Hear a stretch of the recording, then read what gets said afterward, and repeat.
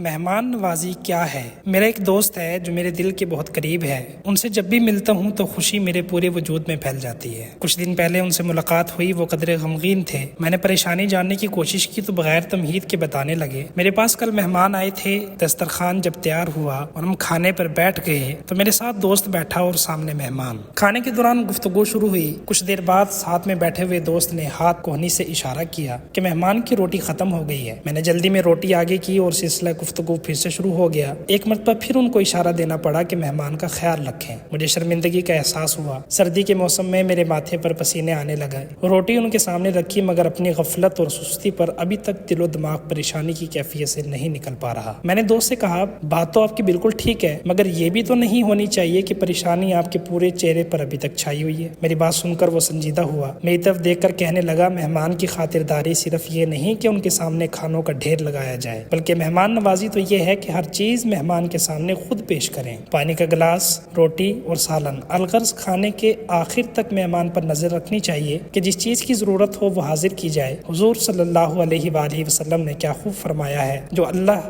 اور قیامت کے دن پر ایمان رکھتا ہے تو اسے چاہیے کہ مہمان کا اکرام کرے، یعنی مہمان کی مہمان نوازی ایمان کی علامت ہے۔ اس نے سانس لی اور اپنی بات جاری رکھی، مہمان اللہ کی طرف سے رحمت ہوتا ہے اور میری پریشانی کی وجہ یہی ہے کہ میں اللہ کی رحمت کا اس طرح استقبال نہ کر سکا جس طرح کرنا چاہیے، کیونکہ جو لوگ مہمان کی دل سے عزت کرتے ہیں، ان کی مہمان نوازی دل و جان سے کرتے ہیں، اللہ ان کے رزق کو بڑھا دیتے ہیں، ان کی عزتیں اور عظمتیں نصیب کرتے ہیں، اور سب سے بڑی بات یہ ہے کہ اللہ اس انسان سے خوش ہوتے ہیں جو اللہ کے بندوں کی خندہ پیشانی سے خاطر مدارت کرتے ہیں، اور خدا نخواستہ اگر مہمان کی خاطرداری میں سستی یا غفلت کا مظاہرہ کیا جائے تو یہ دراصل اللہ کی رحمتوں کے نزول کو روکنے کے مترادف ہے۔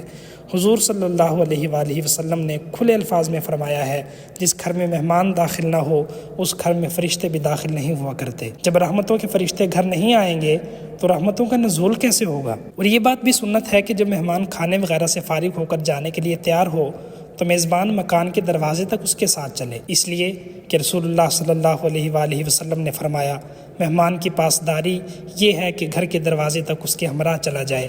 میرے دوست نے ٹھنڈی آہ بھری، سانس لیا اور فرمانے لگے، جب میرے پاس مہمان آتے ہیں تو میں اللہ کا شکر ادا کرتا ہوں اور مجھے یقین ہوتا ہے کہ اللہ میرا رزق بڑھائے گا۔ دوست میرے قریب ہوئے اور پست آواز میں گویا ہوئے، راز کی بات یہ ہے کہ جس گھر میں مہمانوں کا آنا جانا جاری ہو، اللہ اس گھرانے کو فقر، تنگ دستی اور غربت سے محفوظ رکھتا ہے۔ دوست کی ہر بات میرے دل پر ثبت ہوئی اور میری دماغ سے چپک گئی۔ اب جب بھی مہمانوں سے ملاقات ہوتی ہے، دوست کی ساری تقریر میری آنکھوں کے سامنے آ جاتی ہے اور دل و جان سے مہمان کی خاطر مدارت کرتا ہوں۔ اللہ ہمیں دوسروں کا خیال رکھنے کی توفیق عطا فرمائے۔